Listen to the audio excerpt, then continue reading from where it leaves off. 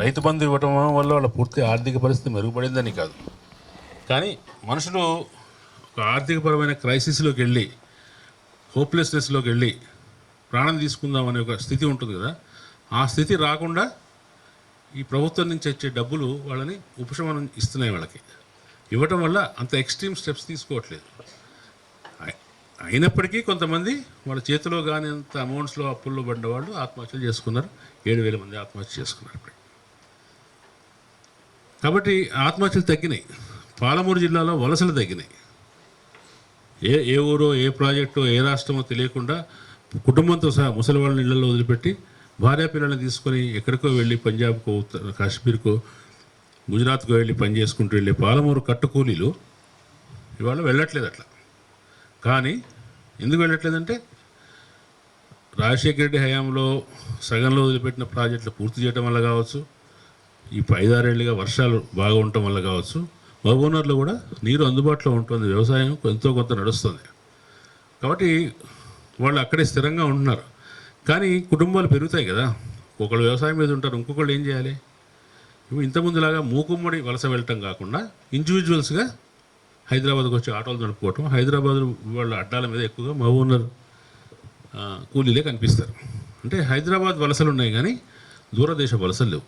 కాబట్టి 10 ఏళ్లలో పూర్తిగా అన్నీ చెడు జరిగిందని చెప్పలేము. ఆ సపోర్ట్ అనేది చాలా క్రైసిస్లో ఉన్న తెలంగాణ గ్రామాల్లో ఉన్న డిస్ట్రెస్ సామాన్యమైనది కాదు.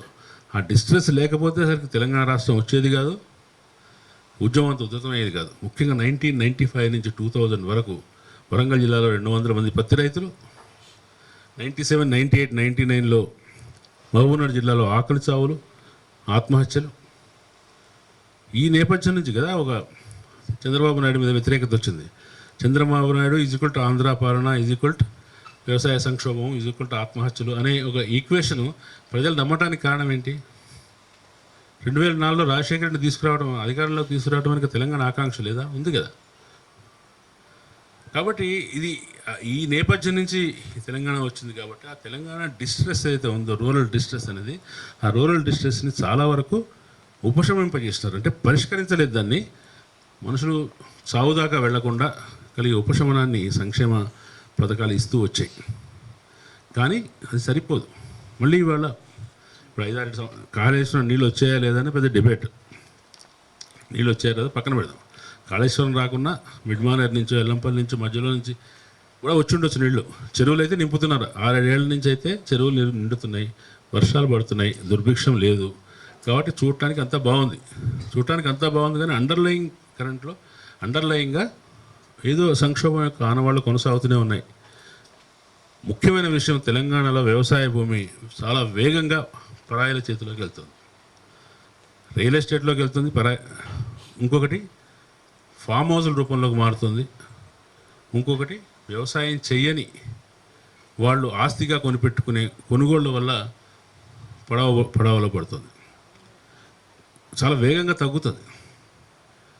మొత్తం ఇప్పుడు రీజనల్ రింగ్ రోడ్ కూడా వచ్చిన తర్వాత ఇక చూడండి, ఆ పరాయీకరణ అనేది వ్యవసాయ భూమి ఇతర రంగాలకు బదలాయించే క్రమాన్ని చాలా వేగంగా పెరగబోతుంది.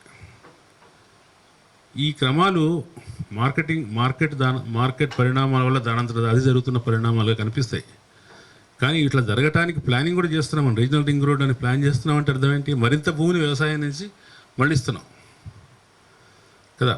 మరి ఒక్కొక్కడికి 2 ఎకరాలు అవసరం, 200 ఎకరాలు ఇస్తున్నామంటే అర్థం ఏంటి? మనంతా మన చేజేతుల భూమిని ఇండస్ట్రియల్ దానికి చేస్తున్నాం. రేపొద్దున రాష్ట్రం పరిస్థితి ఏంటి? ఇట్లా విస్తరిస్తున్న ఆకాశ హర్మ్యాలకు, ఇట్లా విస్తరిస్తున్న ఈ భవన నిర్మాణాలకి, వీటికి నీళ్ళు ఎక్కడి నుంచి వస్తాయి? ఇప్పుడు గోదావరి ఎక్కడి నుంచో, మేడిగడ్డ నుంచి తీసుకొస్తున్న నీళ్ళు అని చెప్తున్నారు కదా. రేపొద్దున ఎక్కడి నుంచి తీసుకురావాలి? నాసికాతరి ఏం పక్క నుంచి తీసుకురావాల్సి వస్తుంది అనుకుంటే అక్కడ కూడా ఎప్పుడో ఒకప్పుడు ఎండిపోతాయి కదా. సస్టైనబిలిటీ అనేది ప్లాన్ చేసుకోవాలి కదా. అంటే గవర్నమెంట్కి తన దగ్గరున్న డబ్బులో కొంత భాగాన్ని సంక్షేమానికి, కొంత భాగాన్ని దీర్ఘకాలికమైన పెట్టుబడులకి, ఇన్ఫ్రాస్ట్రక్చర్ నిర్మించడానికి, విద్య, వైద్యం. కేసీఆర్ని ఎందుకైనా దారుణంగా నిందించాలంటే, తప్పుపట్టాలంటే ఈ 2 రంగాలు, విద్యా, వైద్యం, 2 రంగాలకి దారుణమైన నిర్లక్ష్యాన్ని అందించిన వ్యక్తి. పైగా స్లోగన్స్ లేవని, ఉద్యమంలో స్లోగన్స్ ఉన్నాయి. పీజీ నుంచి కేజీ నుంచి పీజీ దాకా అని చెప్పాడు. ఉచిత విద్య అన్నాడు. తర్వాత వైద్యం, అంతకుముందు ఎగ్జాంపుల్ ఉంది. రాజశేఖర రెడ్డి ఆరోగ్యశ్రీని ప్రవేశపెట్టిన తర్వాత అదొక ఉపశమనంగా ఉన్న తర్వాత ఈ 10 సంవత్సరాలు చూడండి, ఆరోగ్యశ్రీ మొదటి 2-3 సంవత్సరాల నుంచి మినహాయించి ఇక్కడ ఇంప్లిమెంట్ అయ్యే అవకాశమే లేదు. ఏ ప్రైవేట్ ఆసుపత్రి అన్లెస్ ప్రాణాపాయం స్థితిలోకి వస్తే తప్ప కేసులను యాక్సెప్ట్ చేయట్లేదు. ఎందుకంటే హాస్పిటల్స్కి రీఎంబర్స్మెంట్ లేవు. వైద్యం అనేది చాలా దారుణమైన పరిస్థితిలో ఉంది. మీకు కరోనా టైంలో ఏపీని తెలంగాణని పోల్చి చూడండి ఒకసారి. మిగతా అనేక రంగాల్లో అపఖ్యాతి పాలిన జగన్మోహన్ రెడ్డి విద్యా వైద్యం విషయంలో 2 విషయంలో పాజిటివ్గా చాలా మంచి చర్యలు తీసుకున్నాడు. అతను కరోనా టైంలో అక్కడ అటెండ్ అయిన పద్ధతి, అక్కడ ప్రభుత్వ వైద్య యంత్రాంగం వాళ్ళ చికిత్స కోసం చేసిన పద్ధతి ఒకసారి మీరు కేస్ స్టడీగా చేయవచ్చు. అయినా ఆయన ఓడిపోయాడు, ఇదే రేషం. అంటే అవి 2 చేశాడు, మిగతా చేయలేదు. కానీ ఈ 2 చాలా ముఖ్యమైన విషయాలు. విద్యా వైద్యం అనేది మనకు మౌలిక పెట్టుబడి, సమాజానికి అవి పెట్టుబడి, ఇన్ఫ్రాస్ట్రక్చర్ లాంటిది. దాని మీద ఆదాయం చూడకూడదు. విద్య వల్ల నీకు ఎంత ఆదాయం వస్తుందో చూడకూడదు. విద్య అనేది రేపు పొద్దుటి ఉద్యోగులని, కార్మికులని, మానవ వనరులను తయారు చేసే ఫ్యాక్టరీ. ఆరోగ్యం అనేది, మీకు ఆరోగ్యం బాగుంటే ఎక్కువ పని చేస్తారు కదా, ప్రొడక్టివిటీ పెరుగుతుంది కదా. ఇది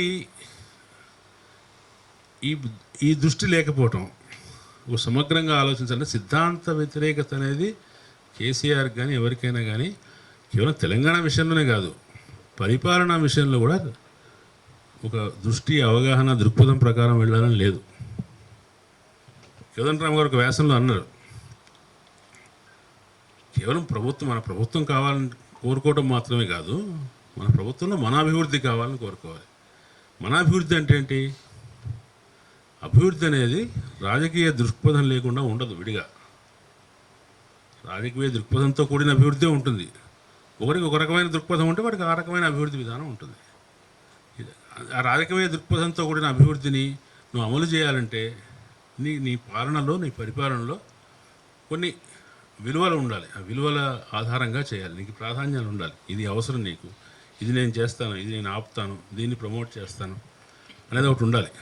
అటువంటి విలువలు లేకుండా, నీకు సొంత రాజకీయ నైతిక విలువలు లేకుండా నీ విధాన చట్టాన్ని నువ్వు అమలు చేయలేవు. నీకు విధాన చట్టమే లేదు. ఏది నీ ప్రయారిటీ? తెలంగాణ ఏం చేయదలుచుకున్నావు? వరి పండించడమే నేను సాధించిన ఘనత అని చెప్పుకుంటే దాంట్లో ఏమి దృక్పథం లేదు. వరి పండించడమో జొన్న పండించడమో కాదు, మనుషులకు ఆహార భద్రత ఇవ్వటం ముఖ్యం.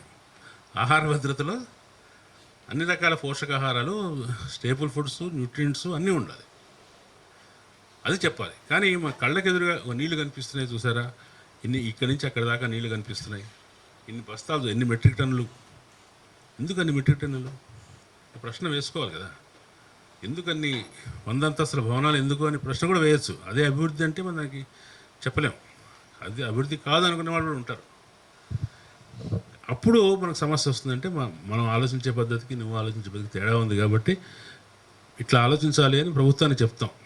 ప్రభుత్వానికి అసహనం ఉంటుంది. నువ్వు నాకు చెప్పేవాడివా అంటాడు. నీకు తెలుసా, నువ్వు ఇంజనీర్వా, నువ్వు కట్టినవా అంటాడు. కాబట్టి అట్లా మన నాయకుడితో అటువంటి సంభాషణ మనం చేయలేము. ఎందుకంటే అధికారంలో ఉన్నాడు కాబట్టి. మనం ఏం చేయగలంటే, నేను చెప్పేది కూడా నువ్వు విను. నీ కొత్తది ఏమైనా అమలు చేయదలుచుకుంటే మమ్మల్ని కన్సల్టేషన్లో తీసుకో, మాతో పిలిచి మాట్లాడు. మేము చెప్పింది నచ్చితే మేము నీకు నచ్చ చెప్పగలిగితే, మెప్పించగలిగితే చెయ్యి. కానీ ఈ సంభాషణ లేకపోతే ప్రభుత్వానికి ప్రజలకు మధ్యలో అది ఏకపక్షంగా మారుతుంది. ఏకపక్షం కూడా దాంట్లో పెద్ద ఫార్ములా లేదు. ఆయన పెద్ద పరిపాలించడంలో 10 ఏళ్లలో పెద్ద విధానం ఏం లేదు. ఆయన విధానం అంతా ఏంటంటే మొదటి నుంచి కూడా వివిధ సామాజిక, కొంతమందికి ఇప్పుడు బీసీల గురించి ఇందా మాట్లాడుకున్నాగా, బీసీల్లో కొంతమందికి టార్గెటెడ్గా కొన్ని వెల్ఫేర్ స్కీమ్స్ చేసినాడు. ముఖ్యంగా గొర్రెల పంపిణీ, చేపల పెంపకం, ఈ 2 వర్గాలకు, ముదిరాజులకు, యాదవులకు చేశాడు. చేసినప్పుడు వాళ్ళు చాలామంది లబ్ధి పొందారు. అది మంచి పనే. దానికి అందరికీ వితంతువులకు చేసినట్టుగా, వృద్ధాప్యం చేసినట్టుగా, ఎవరికైతే వాళ్ళ వృత్తుల విషయంలో గ్యాప్ ఉంటుందో, కొంచెం ఒక పుష్ ఇస్తే కాస్త పని చేసుకుంటారో వాళ్ళకి సహాయం చేయడం మంచి విధానమే. అలాగే దళిత బంధు పేరుతోటి 10 లక్షల రూపాయలు ఇవ్వాలని కూడా మంచి ఆలోచనే. వాళ్ళ నుంచి ఎంటర్ప్రినర్స్ తీసుకురాగలిగితే. కానీ అది నాన్ స్టార్టర్గా ఉండిపోయింది. మొదట్లో 100 మందికి ఇచ్చారు, తర్వాత ఆపేశారు. ఈ ముదిరాజులకు, యాదవులకు ఇచ్చిన పంపకాలు జరిగినాయి. కానీ వీటి వెనక ఆ పాలకుడి ఆ పార్టీ ఆలోచన విధానం ఆయా వర్గాలను అభివృద్ధి చేయడం కాదు, ఆయా వర్గాలను ఓటర్లుగా అభివృద్ధి చేయడమే. కాబట్టి డైరెక్ట్ బెనిఫిట్ స్కీమ్ ఇంకొక ఇండైరెక్ట్గా చేసినాడు ఆయన. డైరెక్ట్ బెనిఫిట్ స్కీమ్ అంటే మనకు ఒక స్కూలు బిల్డింగ్ కడితే ఆ ఊర్లో ఉండే వాళ్ళందరూ ఓటేస్తారా? వేయరు. ఆ ఊర్లో ఉండే ఫలానా కులం వాళ్ళకి కుల భవనం కడితే ఆ కులం వాళ్ళు ఓటేస్తారు. అంటే తనకేమొచ్చింది తమకేమొచ్చింది అనే ఒక ఆలోచన వచ్చినప్పుడు ఆ రాజకీయ నాయకులు అట్లా ఆలోచించడం మొదలుపెట్టారు. వ్యక్తిగతంగా వాళ్ళకి బెనిఫిట్ కావడంతో సామాజికంగా బెనిఫిట్ అయ్యే విషయాలకి ప్రజలు ఎక్కువగా స్పందించట్లేదు. తెలంగాణ మరి ఒక స్థానిక ఉద్యమం, స్థానిక వనరుల మీద స్థానికులకే అధికారం కావాలనే ఉద్యమం, అభివృద్ధి వికేంద్రీకరణ జరగాలనే ఉద్యమం. అంటే ఇన్ని విలువలు ఉన్నాయి దాంట్లో. ఆ విలువలన్నీ కూడా పరిపాలనలో కనపడాలి కదా, కనపడలేదు. ఎందుకు కనపడలేదంటే అది అయిపోయింది, ఉద్యమం అయిపోయింది, ఆ ఘట్టం అయిపోయింది. ఇప్పుడు ఫక్తు రాజకీయ పార్టీ అన్నాడు, తర్వాత ఫక్తు ప్రభుత్వంగా పనిచేసింది. ఈ మధ్యలో అసంతృప్తి చెందిన వర్గాలు దాన్ని ప్రశ్నిస్తూ చేసినప్పుడు ప్రభుత్వానికి వాళ్ళకు ఘర్షణ ఏర్పడింది, ఒకరికి అసంతృప్తి పెరిగింది. అసంతృప్తి పెరుగుతూ ఒక పాయింట్ దగ్గర రెండు హయాములు పూర్తి సమయం ఇచ్చిన తర్వాత మళ్ళీ కొత్త ప్రభుత్వం వచ్చింది. దీన్ని నిందించడం అంటే కేసీఆర్ కదా, ఆ ప్లేస్లో కాంగ్రెస్ వచ్చినా కూడా ఇట్లాగే చేసి ఉండేది, ఇంతకంటే ఘోరంగా కూడా చేసి ఉండేది. కానీ ఈ పాలకులను జవాబుదారీ చేసే లక్షణం మన ఉద్యమాలకు ఉంటే, మనం ప్రభుత్వాలు వచ్చిన తర్వాత కూడా ఆ ఉద్యమ స్వభావాన్ని, ఉద్యమ లక్షణాన్ని కొనసాగించి జవాబుదారీతనం నిలబెట్టుకున్నట్టుగా చేస్తే బాగుండేది. అట్లా మనం చేయలేకపోయాం. సివిల్ సొసైటీ యాక్టివ్గా ఉన్నా కానీ ఇప్పుడు ప్రజలే గద్దర్ అన్నారు కదా ఆ రోజున, ప్రజలు కొంతగా తెలంగాణ వాళ్ళు అలసిపోయినారు ఉద్యమాలు చేసి. కాబట్టి తెలంగాణ వచ్చిన తర్వాత కొంచెం రిలాక్స్ అవుదాం అనుకుంటున్నారు. కాబట్టి గవర్నమెంట్ ఇప్పుడు ఏం అనర్లే, ఇప్పుడు ఏం రోడ్ల మీదకి రారన్నాడే.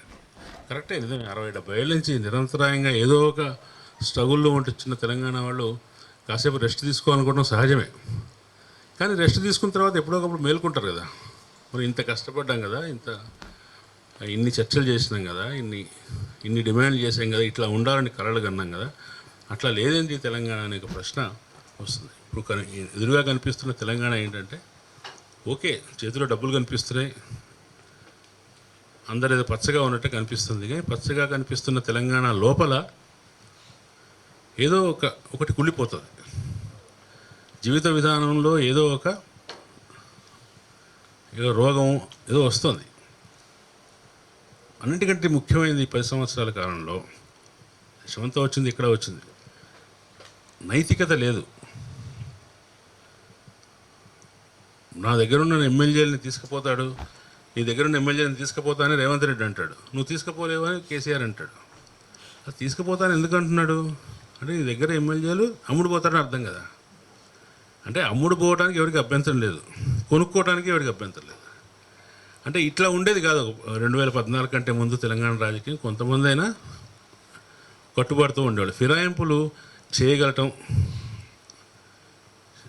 ఇంకో పార్టీలోకి వెళ్ళి మాట్లాడటం, ఈ పార్టీని విమర్శిస్తూ మాట్లాడటం, అంటే ఎటువంటి పట్టింపు, ప్రజలు ఏమనుకుంటారో అనే ఒక సోయి లేకపోవటం. గ్రామీణ ప్రాంతాల్లో అధికార పార్టీ వాళ్ళు, ఇప్పుడు కాంగ్రెస్తో సహా అధికార పార్టీ వాళ్ళు, వాళ్ళ వెనుక ఉండే కార్యకర్తలు, అనుచరులు అందరూ కూడా వాళ్ళు డబ్బు సంపాదించడమే కాదు, డబ్బు సంపాదిస్తున్నామన్న విషయాన్ని బాహాటంగా ప్రదర్శిస్తున్నారు, చెప్తున్నారు, ఏమీ సిగ్గుపడట్లేదు. అవినీతి అనేది ఒక అధికారికమైన విలువగా మారింది. ఇది 10 సంవత్సరాల్లో తెలంగాణ సమాజంలో వచ్చిన డీజనరేషన్లో ముఖ్యమైన డీజనరేషన్ అనుకుంటున్నాను. అన్ని రకాలుగా క్షీణత వచ్చింది. సివిల్ సొసైటీ కూడా ఒక 5-6 ఏళ్ల క్రితం ఉన్నంత యాక్టివ్గా ఇవాళ లేదు. చాలామంది ప్రభుత్వాలతోటో ప్రతిపక్షంతో దేంతో అలైన్ కావటం ఉంది. గట్టిగా ఒత్తిడి చేసే పరిస్థితి లేదు. ప్రజాస్వామ్యం కావాలంటున్నాం కానీ అది ఒక ఉత్త నినాదంగానే మారింది. అనేక రంగాల్లో క్షీణత కనిపిస్తుంది. సామాజికంగా చాలా ఉద్రిక్త పరిస్థితులు వచ్చే పరిస్థితి ఏర్పడుతుంది. అట్ ద సేమ్ టైం ఇంకో పాజిటివ్ విషయం ఏంటంటే, రాజకీయ అధికారంలో, సామాజిక అధికారంలో బడుగు వర్గాల భాగస్వామ్యం పెరిగే సూచన కనిపిస్తుంది. అదొకటి పాజిటివ్. ఆత్మహత్యలు తగ్గాయి. ఏమన్నా గ్రామీణ సంక్షోభం కొంత ఉపశమించి ఉంటే దాన్ని ఉపయోగించుకొని ఏమన్నా మన దగ్గర ఒక గ్రామీణ పెట్టుబడిదారులో, చిన్న పారిశ్రామికులు, కుటీర పరిశ్రమలో లాంటివి రాగలిగితే అవి ప్లాన్ చేయాలి. ప్రభుత్వాలు చేయాల్సిన ఇంటర్వెన్షన్ అదే. ఎట్లా చిన్న వెసులుబాటు వచ్చి చిన్నగా ఆదాయాలు వచ్చినప్పుడు ఆదాయాలను రెట్టింపు ఎట్లా చేయటం, దాన్ని పెట్టుబడిగా చేసుకొని రెట్టింపు ఎట్లా చేయటం లాంటి అట్లా బాధ్యత తీసుకుని ఆలోచించే ప్రభుత్వాలు వస్తే పరిస్థితి మెరుగుపడే అవకాశం ఉంది. లేకపోతే ఏంటంటే మనం కూడా దేశమంతా లాగా తెలంగాణ కూడా దేశమంతా దారిలో నడిస్తే ఒక పద్ధతిగా ఉంటుంది. మనం 10 ఏళ్ల నుంచి దేశంలో అంతా నరేంద్ర మోడీ వస్తే మనం నరేంద్ర మోడీ కాని ప్రభుత్వంలో ఉన్నాం. దీన్ని కూడా నరేంద్ర మోడీ ప్రభుత్వాల్లో భాగం చేయాలనే ప్రయత్నాలు బలంగా జరుగుతున్నాయి. అయితే ఆ సిచ్యువేషన్ మనం ఎదుర్కొంటామా, ఎట్లా ఉంటుంది, మనకి అది బాగుంటుందా బాగుండదా, మనం ఒక రకమైన స్వేచ్ఛకి, ఒక రకమైన ఎక్స్ప్రెషన్కి, ఒక రకమైన జీవిత విధానానికి, ఒక రకమైన సామరస్యానికి అలవాటు పడ్డాం. అది ఎట్లా ఉంటుందని చెప్పలేము. కానీ ఆ అవకాశం కనిపిస్తుంది సార్. 2029లో బీజేపీ తెలంగాణలో అధికారంలోకి వచ్చే అవకాశం చాలా కనిపిస్తుంది. ఈ లోపల ఏకనాథ్ షిండేలో ఏం ప్రయత్నాలు చేయకపోతే 29లో వాళ్ళు డైరెక్ట్గా ఓట్ల ద్వారానే అధికారానికి వచ్చే అవకాశం కనిపిస్తుంది. కాబట్టి దిస్ ద ప్రొజెక్షన్స్ నేను కనిపిస్తున్న